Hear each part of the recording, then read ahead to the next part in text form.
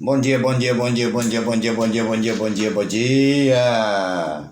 Bom dia.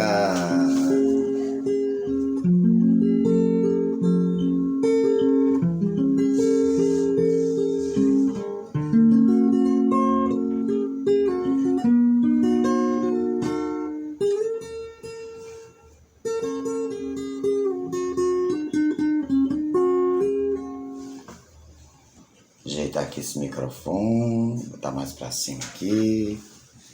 Pronto.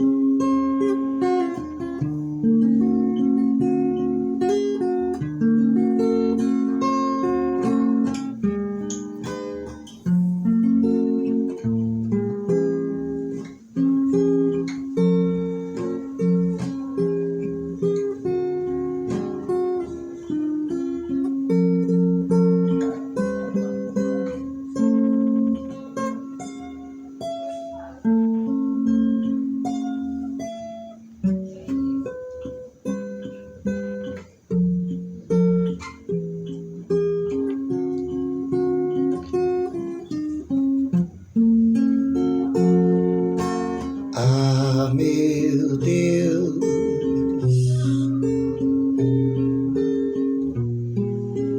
ah, meu Deus, meu coração quer te amar,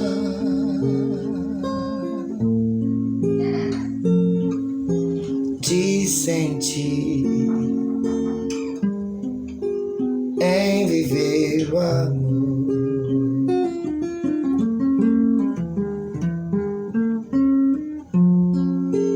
Todo amor desse mundo eu te dei, meu Senhor.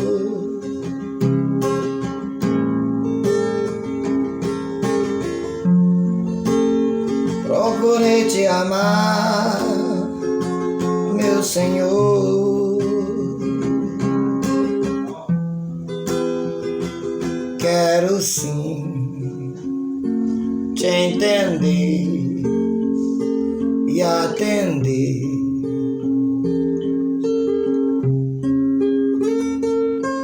Quero sim te entender, te atender.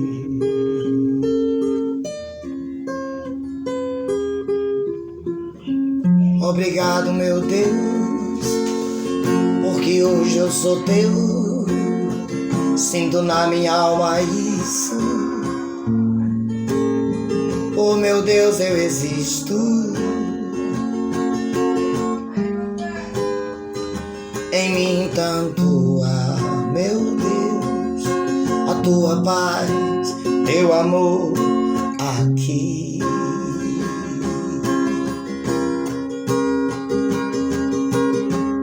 Me aperfeiçoaste no Espírito, me salvaste no Espírito, me consagraste no Espírito,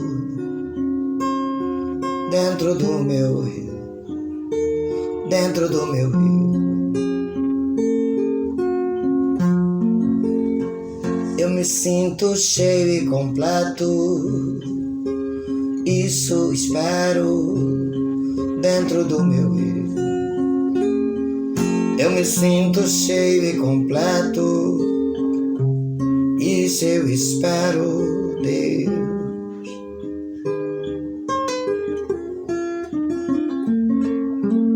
Isso eu espero, Deus. É isso que eu vivo, meu Deus.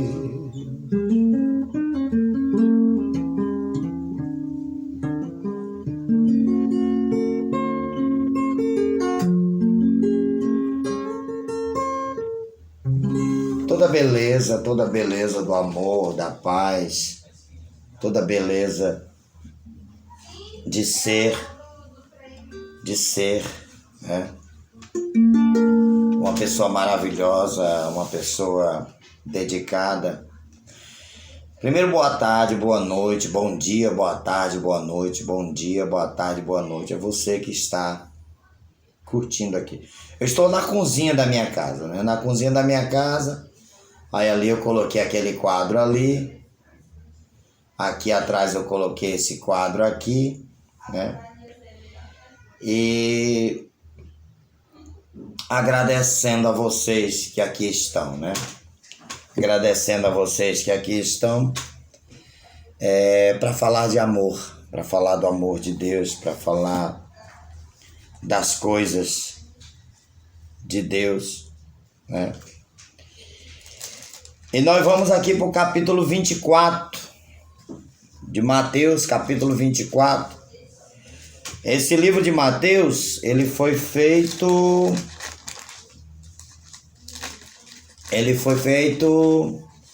livro de Mateus,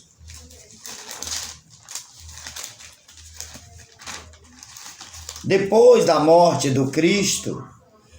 Só avisando a vocês que eu estou com 2 Bíblias aqui.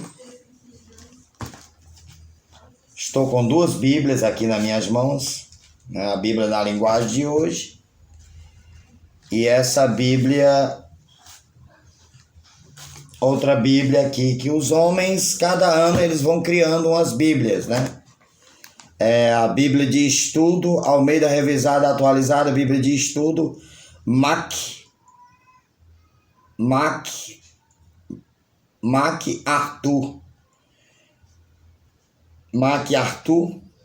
ou você pode chamar de MacArthur,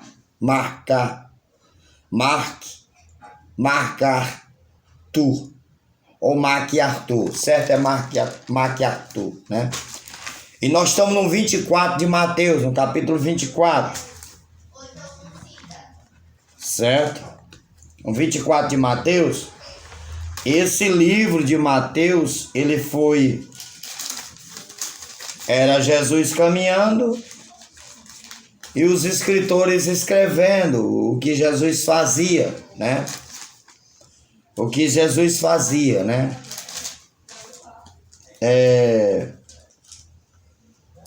O que Jesus fazia, como ele agia,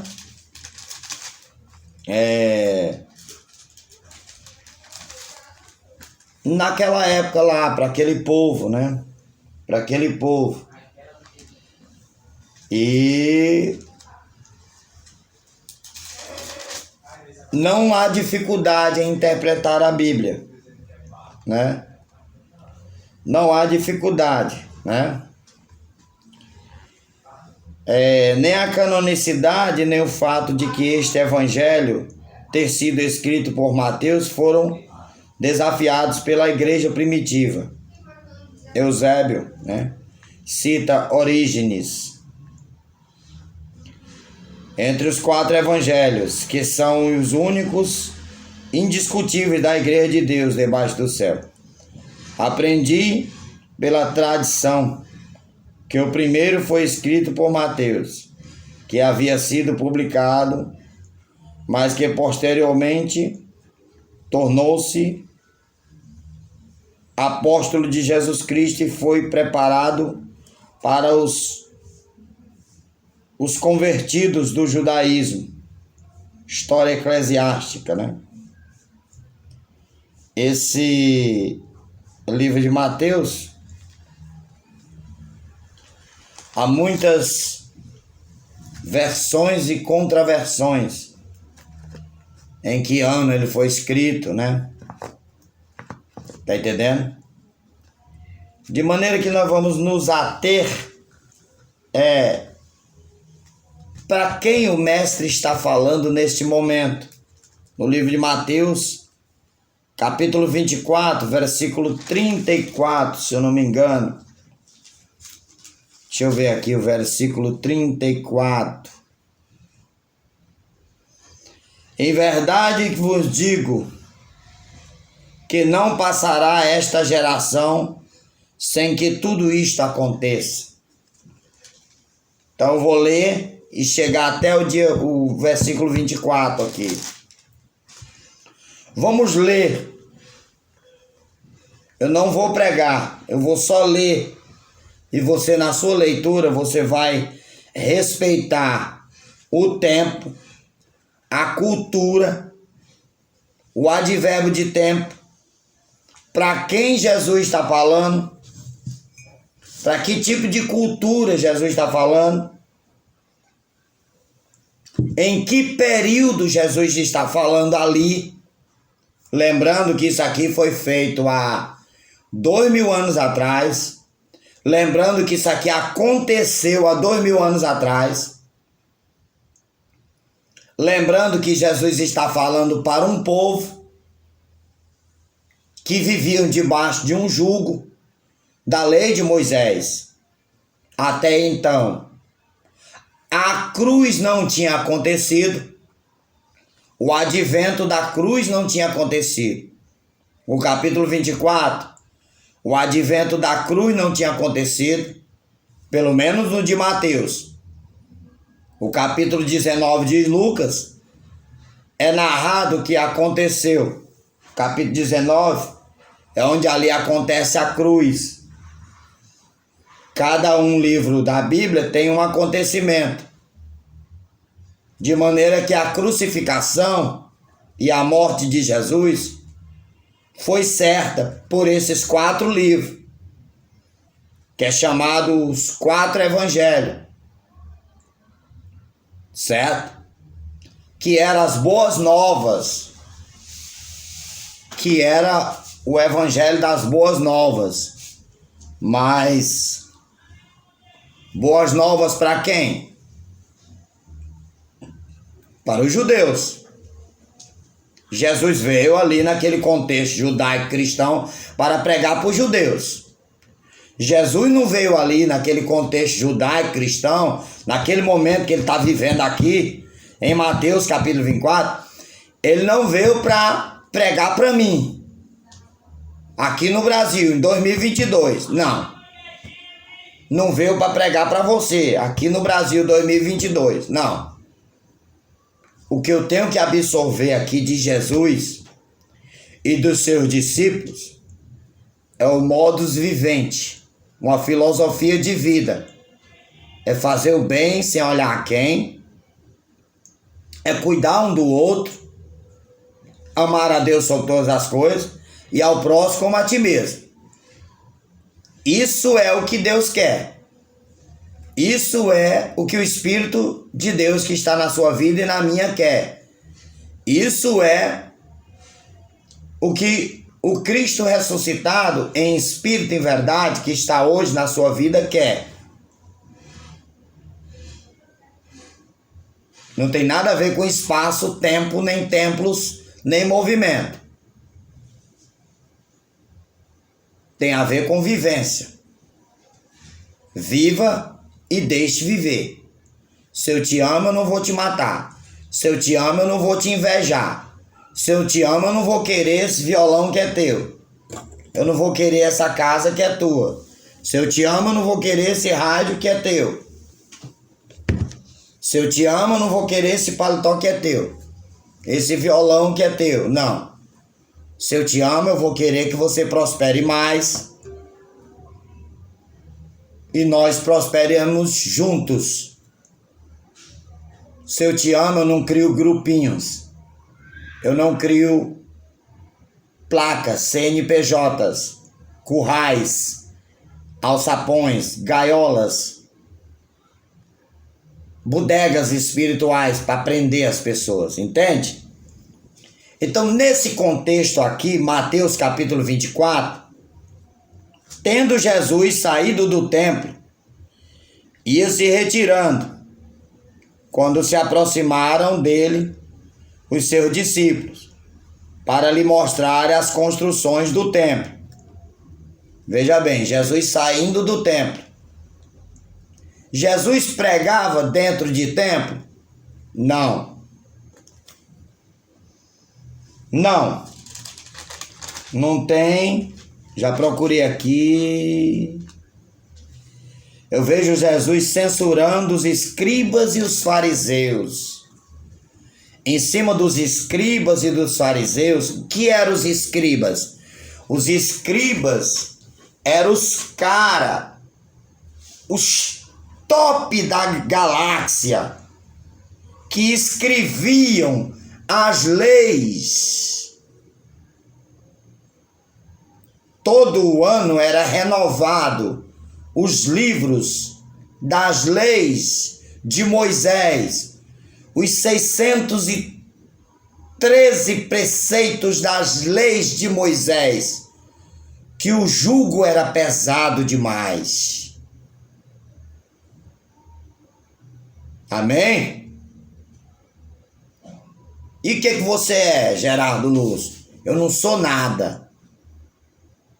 Eu não sou pastor, eu não sou evangelista, eu não sou obreiro, eu não sou vaso de fogo, eu não sou vaso de barro, eu não sou vaso de alabastro, eu não sou manto, eu não sou terra, eu não sou surianda, alabaíta, alabaia, eu não sou nada. Eu sou apenas um servo. Nem servo eu não sou, eu sou um filho. Porque no novo pacto nós somos filhos, depois da cruz. Eu não sou nada. E esses homens aqui eram escribas e fariseus. Os fariseus, eles viviam a lei. Os fariseus, eles viviam de aparência. Quando Jesus chama a pessoa de fariseu, é porque eles viviam de aparência. Eles viviam com as roupas largas. Eles viviam tipo os fariseus de hoje. Vivem de paletó e gravata. Todo com aquelas indumentárias. Não tem nada a ver comigo. Eu botei isso aqui só pra ficar melhor aqui na fita. Mas não tem nada a ver comigo isso aqui. Nem de paletó eu gosto. Né? Botei mais para ficar a aparência ficar legal aqui, mas não tem nada a ver. Então Jesus, ele criticava muito os escribas e os fariseus e os chamava de hipócritas, né? Deixa eu me sentar direitinho aqui. Deixa eu me sentar de uma maneira. Então, meus amados, Jesus, ele chamava. Quer sentar aqui para ouvir, Luquinha? Fica à vontade, viu? Eu estou explanando a palavra aqui. Então Jesus chamava os escribas e os fariseus de hipócritas, de sepulcros caiados, né? Todas as passagens da Bíblia onde Jesus estava pregando,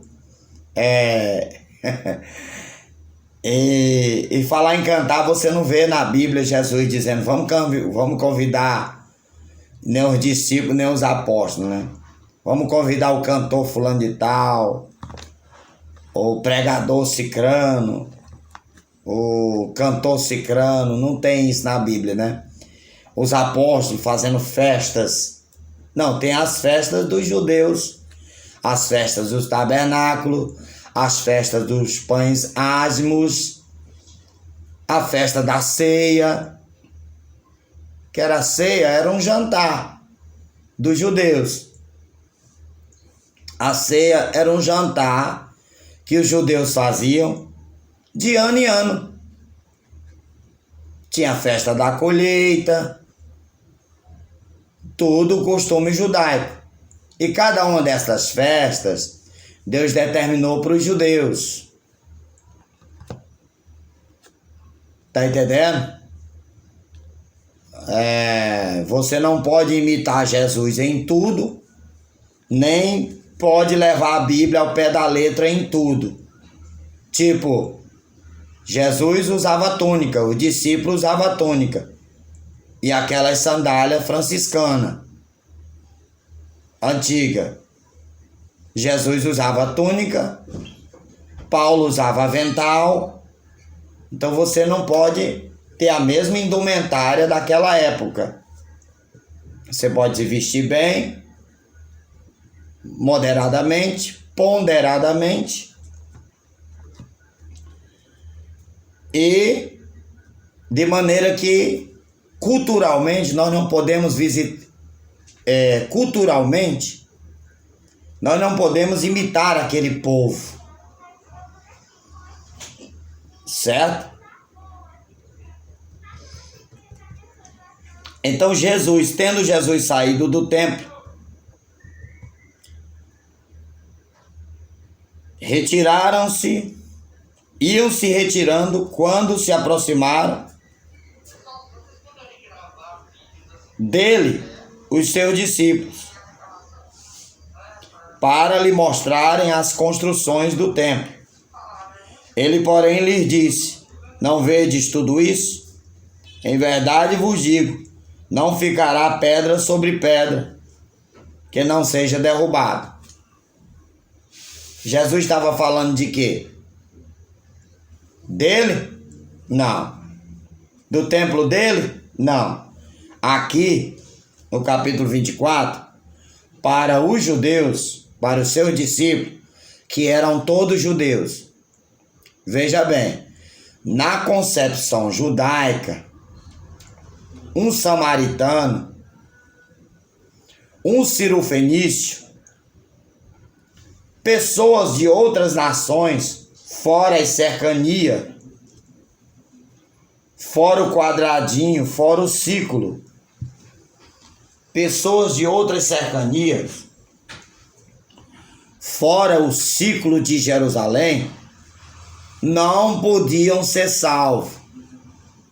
Os samaritanos,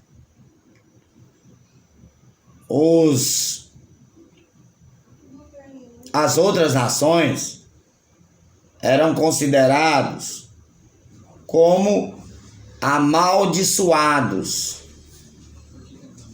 não eram benditos, não eram benditos. Minha casa aqui no Brasil, você aí dos Estados Unidos, da África, do mundo árabe, da Índia, de qualquer outro mundo, qualquer outro país, russo, americano, não eram considerados benditos para os judeus, num contexto judaico daquela época, antes da cruz.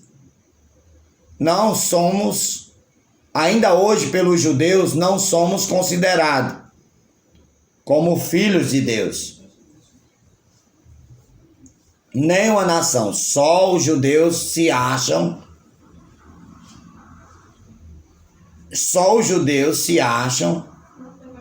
salvos, benditos, escolhidos, eleitos. E tem muitas placas e CNPJs e pseudos religiões que se acham assim também, ainda nos dias de hoje, e ainda aqui no Brasil, pessoas que se acham salvas, eleitas, e só eles são salvos, só a doutrina deles que salva. Algumas igrejas, alguns líderes se fecharam numa caixinha e prenderam Jesus numa caixinha só para eles. Prenderam o Espírito Santo de Deus só para eles. Prenderam Deus só para eles. Só que Deus não está preso nessas coisas. Psicologicamente, na mente dos incautos, eles podem prender. Certo? Então os judeus achavam não, tem a certeza que qualquer pessoa de outra nação não vale uma prata furada. Os judeus, como aquele pastor aí na internet que disse que o crente que não tinha o nome dele no hall dos dizimistas, no livro dos dizimistas, um tal de pastor Lima aí de Pernambuco, diz que o crente que não tem o nome dele no hall dos dizimistas, no livro dos dizimistas fiéis, não vale uma prata furada. O que é isso? Isso é o sectarismo. Isso é botar Deus numa caixinha. Isso é uma mente retrógrada. A pessoa achar É o achismo do homem. Porque ele é dono de uma denominação e ele acha que detém o poder. O poder. Porque manipula os deles lá. Vocês estão entendendo? Então os judeus, em muitas igrejas, religiões ainda acham hoje que só quem são salvos são eles lá, na caixinha deles. Tá entendendo? Mas Deus não se prende a essas coisas. No Monte das Oliveiras, achava-se Jesus assentado quando se aproximaram dele os discípulos. Por que Jesus falou aqui no versículo, capítulo 24, versículo 2? Ele, porém, lhe disse: não vedes tudo isto? Em verdade vos digo que não ficará pedra sobre pedra que não seja derrubada. Jesus estava falando do templo. O templo lá em Jerusalém. O templo de Jerusalém era a célula máxima. Só existia um. Só existia um lugar de adoração. Só existia um lugar para se buscar a Deus. Só existia um lugar para ser crente. Só existia um lugar para ser de Deus. Só existia um lugar para ser escolhido, para ser eleito, para ser salvo na vida toda, no mundo e nas galáxias. Naquele mundo lá, era o templo de Jerusalém. Era o templo de Jerusalém. Templo ao qual Deus diz até hoje, Atos 17, que ele não habita em templo feito pelas mãos dos homens. Deus não habita em paredes. Deus não habita em altares. Mas muitos hoje se sentam na cadeira de Moisés e querem ser dono de tudo. Mas Jesus disse que não ia ficar pedra sobre pedra daquele templo lá. Porque aquele templo era a sombra. Era a sombra do que viria. A sombra do que viria. E o templo ainda estava de pé. Enquanto o templo estava de pé, Paulo rapou a cabeça. Paulo comia com os judeus. Pedro comia com os judeus. Ainda tinha algumas coisas do judaísmo para praticar, porque o templo estava de pé. E para os judeus era a célula máxima do judaísmo, era o templo. Mas o templo caiu no ano 70, segundo a história. Pode procurar no Google. O templo caiu no ano 70. Na vingança de Deus sobre Israel. Tá bom?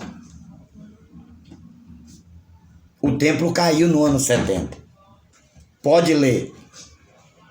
Guerra Judaica. Leia. Flávio José. Guerra Judaica. Bote aí no Google, no YouTube. Áudio sobre Guerra Judaica. Pronto, você vai aprender tudo. Viu, Vitória? Serve para você também, viu? Guerra Judaica. O templo caiu no ano 70. O altar se fendeu. O templo caiu. E o véu se rasgou. Depois da cruz. Jesus disse que não ia ficar pedra sobre pedra. E não ficou. O templo caiu. Os judeus ficaram sem buscar. Porque o evangelho entrou. E Jesus chamou a mulher samaritana e disse o que para ela? No capítulo 5. Ela disse: Senhor, onde devemos adorar? É no monte de Moisés? No monte de Abraão? No monte Gerizim ou em Betsaida? Ou em Jerusalém ou em Jericó? Oh, em Jericó. Onde o Senhor derrubou as muralhas. Onde devemos adorar? E Jesus disse: ó, mulher, é chegada a hora. E já chegou. Que ele ia morrer na cruz. E ele disse: já chegou. Os meus verdadeiros adoradores me adorarão em espírito e em verdade. Na rua, na chuva, na fazenda ou numa casinha de sapê, como diz Geraldo Moraes. Na rua, na chuva ou na fazenda ou numa casinha de sapê. Os meus verdadeiros adoradores viverão numa filosofia de vida de amar um ao outro e se entregar um para o outro e ajudar um ao outro. É isso que Jesus quis falar. E a mulher disse: mas Não é para adorar no templo, não. O templo, ele queria dizer que o templo ia cair. Queria dizer que todas aquelas coisas iam passar. E ele diz: passarás os céus e a terra, mas as minhas palavras não passarão. Você está entendendo? Tudo que Jesus falou, aqui, biblicamente, aqui dentro desses textos, aqui dentro desse livro, tudo que ele falou se cumpriu. Lá, se cumpriu. Não vai se cumprir. Agora aqui, desde que o mundo é mundo, tem guerra, tem que ter. Desde que o mundo é mundo, tem catástrofe, tem que ter. Desde que o mundo é mundo, tem vendaval, tem tufão, tem furacão, tem fome, tem peste, tem guerra. Desde que o mundo é mundo, sempre vai ter. Desde que o mundo é mundo, nasce gente, morre gente. Morre 1000, nasce 3000.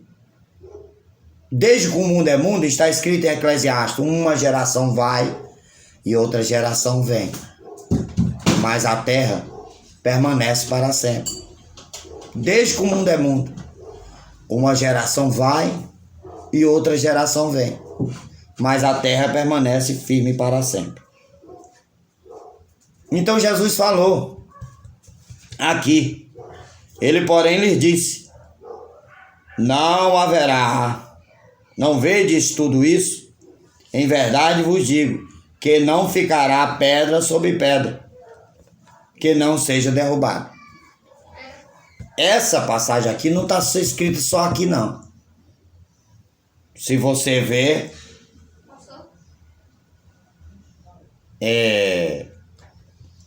tá com dor de cabeça, pai? Não, meu filho, é isso. Eu tenho um anador aqui. Você está entendendo a mensagem que eu estou passando? Eu cochilei aqui, mas acho que... Graças a Deus, amém. É porque a minha voz é suave, macia e dá até para dormir. Tá, é bom quando o senhor começa a cantar. É. Deixa eu terminar a mensagem aqui que eu canto ainda. Viu, pessoal? Eu estou lendo aqui o capítulo 24, Luquinha, de Mateus, para Jesus falando naquele tempo para aquele povo, né?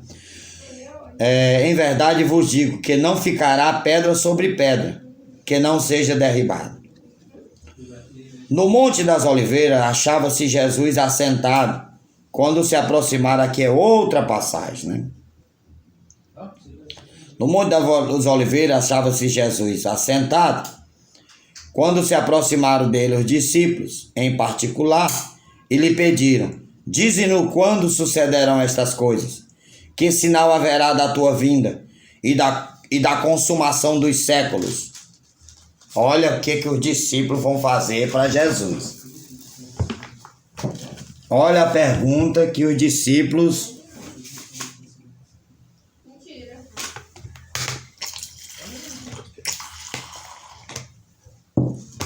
Olha a pergunta que os discípulos vão fazer para Jesus.